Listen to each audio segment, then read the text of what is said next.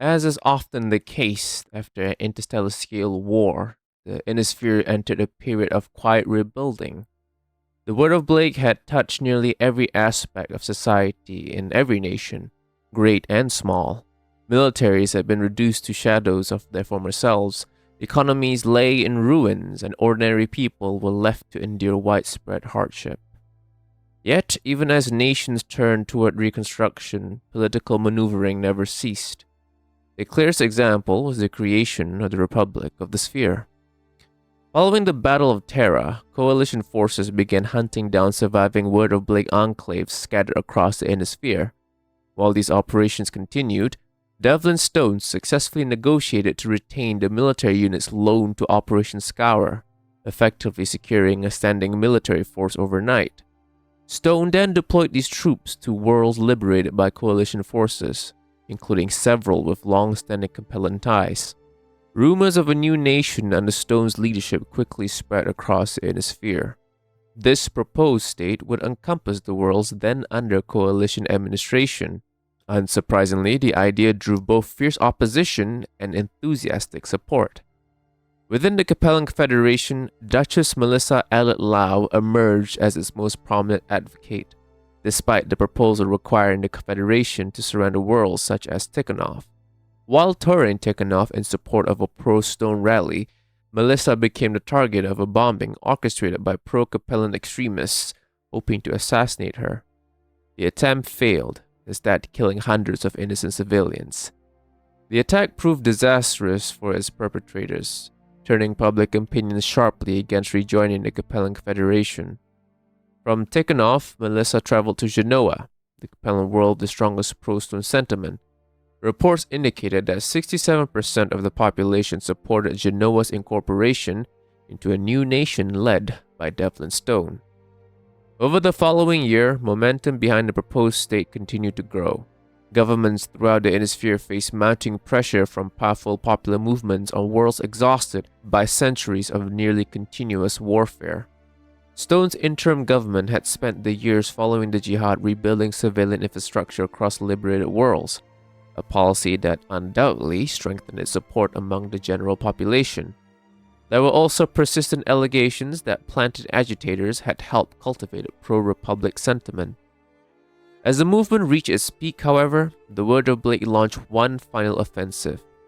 Dubbed the Bloody Tricentennial, a coordinated wave of attacks swept across the Innisphere, ranging from conventional military operations to isolated acts of terrorism.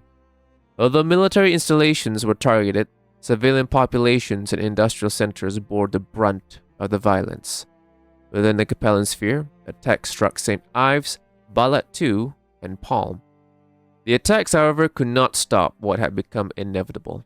In December, the leaders of every major Innisphere state gathered in Geneva for a series of negotiations. Only Sun Tzu Lao and Naomi Centrella declined to attend in person, sending a single representative to voice their opposition. The conference concluded with the formal founding of the Republic of the Sphere. The new state was intended to serve as both a buffer state between the great nations of the Innisphere and a symbol of lasting peace, uniting citizens from every successor state beneath a single flag. The Capellan Confederation focused on strengthening its existing sphere of influence. The Confederation, the Magistracy of Canopus, and the Duchy of Endurian signed a formal trade agreement aimed at normalizing relations between Endurian and the Capellan sphere. Although the treaty included neither mutual defense provisions nor technology sharing agreements, it nevertheless marked the first step toward a potential new Trinity alliance. Do you know what hyperspace transit does to a ship? I mean, really does, at an atomic level. You're taking a piece of this universe, tearing a hole in it, and then tossing the jump ship and everything else inside its field radius through that hole, and hoping it comes out all right on the other side, which it usually does, of course.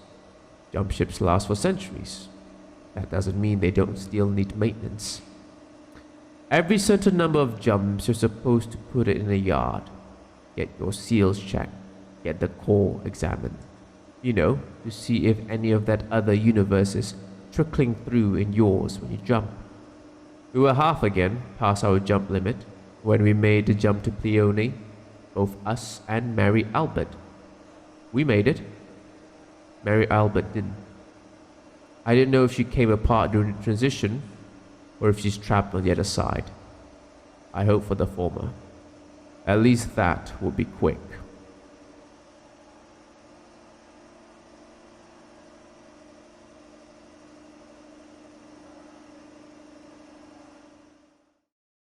After witnessing how the Republic had compelled former Free Worlds League worlds to recognize its sovereignty, Chancellor Sun Tzu Lao feared that the Capellan Confederation would be next.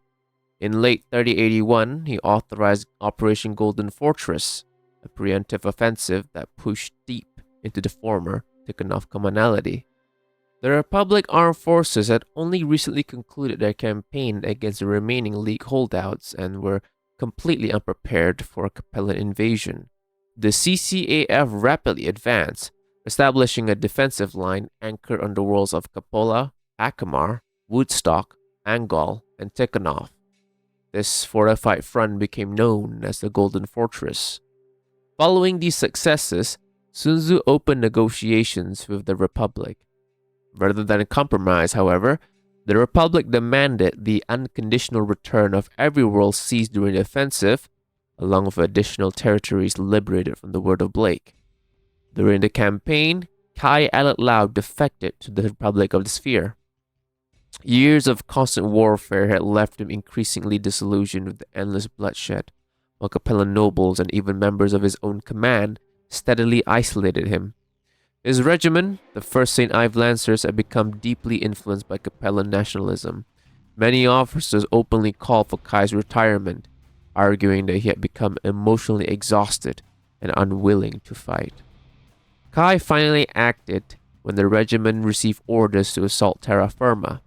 Invoking his authority as Duke of St. Ives, he refused to participate in the operation.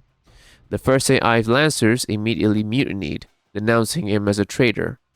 Kai escaped only through the sacrifices of the few soldiers who remained loyal to him. Upon arriving in the Republic, Kai was appointed Lord Governor of Prefecture 5, the administrative region encompassing the Republic's former Capellan worlds. The title of Duke of St. Ives subsequently passed to his sister, Kuan Yin Alat Lao.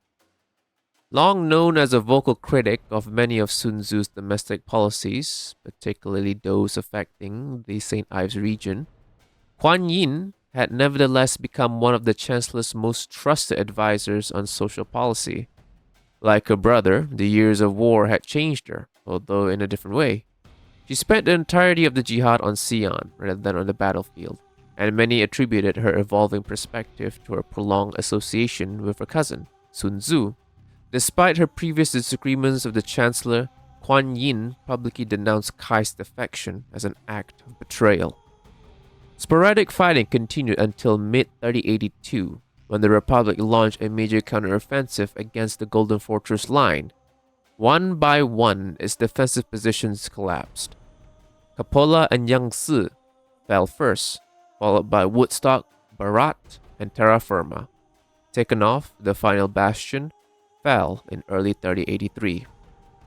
The Battle of Tikhonov proved especially fierce, with 5 warrior houses committed to the world's defense. Although the Republic ultimately secured victory, it came at the cost of Paladin Dirk Radek, who was killed by warrior house Sang Shao during the fighting. The Republic Armed Forces continued to advance beyond the pre-war border and into the Capellan Confederation itself. Resistance remained fierce, but the RAF nevertheless captured several formerly liberated worlds, including Lao. By mid-3085, both Devlin Stone and Chancellor Sun Tzu Lao sought an end to the conflict.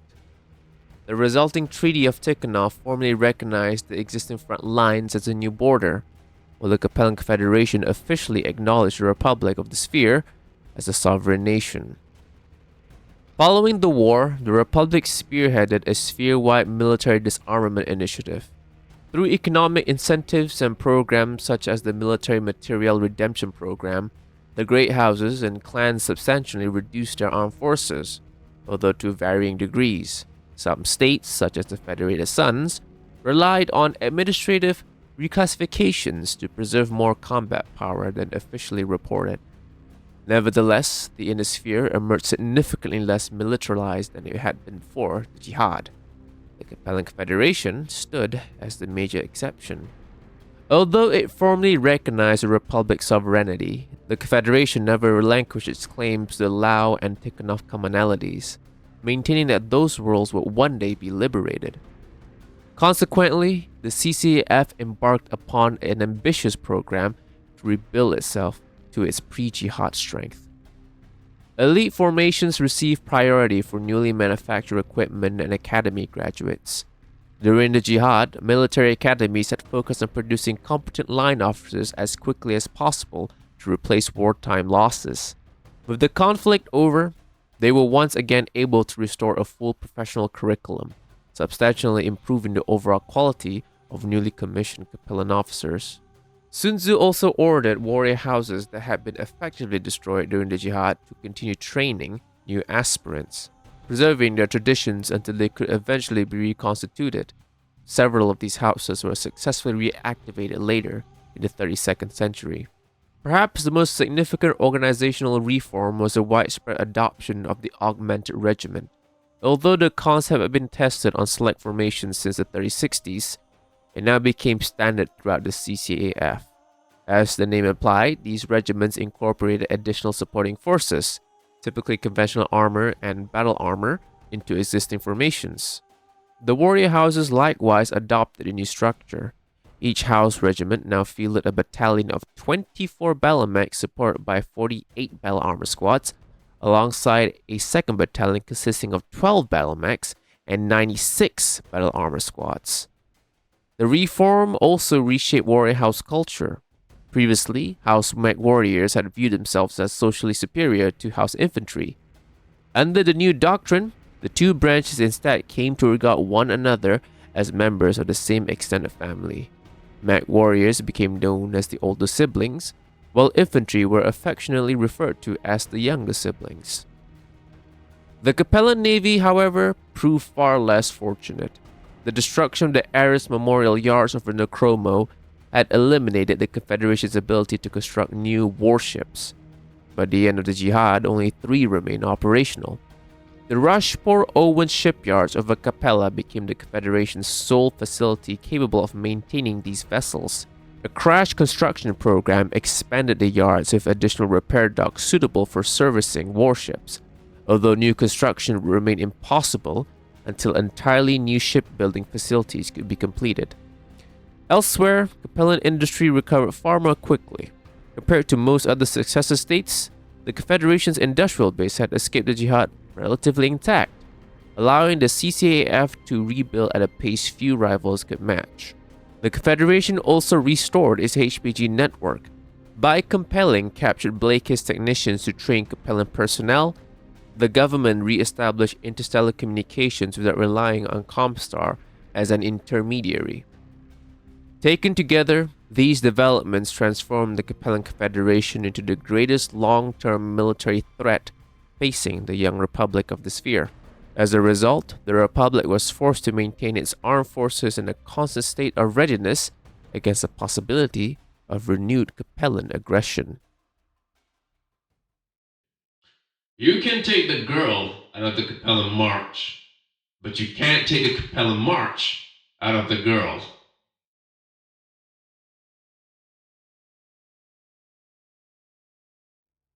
In this new age of the Republic, the river of history seemed to slow. Major events became increasingly rare, and years could pass before the Innisphere witnessed another crisis. In the years following the Treaty of Tikhonov, relations between the Capellan Confederation and the Republic of the Sphere continued to deteriorate. Within the Republic, Devlin Stone enacted a controversial Resettlement Act, forcibly relocating citizens throughout the Republic in an effort to create a society free of ethnic divisions. The policy proved deeply unpopular, sparking riots across multiple worlds.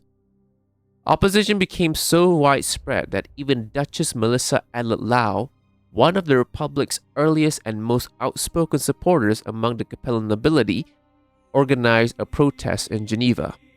discontent grew especially strong on the Republic's former Capellan worlds, eventually giving rise to the reunification movement. The unrest could have provided the Capellan Confederation with justification for a war of liberation, arguing that it was acting to preserve the cultural identity of Capellan citizens. Such a claim would have been difficult for the other great houses to condemn, as many of their own populations had likewise been subjected to the Resettlement Act. But before another war between the Confederation and the Republic could erupt, however, Duchess Amanda Hasek of the Capellan March initiated one of her own. Upon assuming command of the Capellan March in 3100, Amanda immediately directed her military leadership to begin intelligence gathering operations along the Capellan border. Under the guise of routine border raids, several mercenary commands were dispatched to evaluate potential invasion targets. Her objective was as much political as military. A successful campaign against the Confederation would elevate her standing with the Confederate sons while securing the loyalty and admiration of the people of the Capellan March. For the next several years, Amanda prepared in secret. Troops conducted covert training exercises, dropships were quietly acquired through purchase, bribery, or seizure, and entire formations were gradually redeployed toward the Capellan frontier, thus attracting undue attention from both the Capellan Confederation and the Federated Sons. Throughout this build-up, Chancellor Sun Tzu paid remarkably little attention to the growing military presence opposite his border. Advancing in age, he had become increasingly determined to secure one final achievement that would define his legacy: the reunification of all Capellan worlds. In pursuit of that goal, Sun Tzu focused almost exclusively on the Republic of the Sphere. Large stockpiles of weapons and military supplies were assembled throughout the Lao commonality. Multiple frontline regiments were transferred forward, and the Maskarovka concentrated nearly all of its intelligence resources on monitoring the Republic. Amanda recognized the opportunity immediately.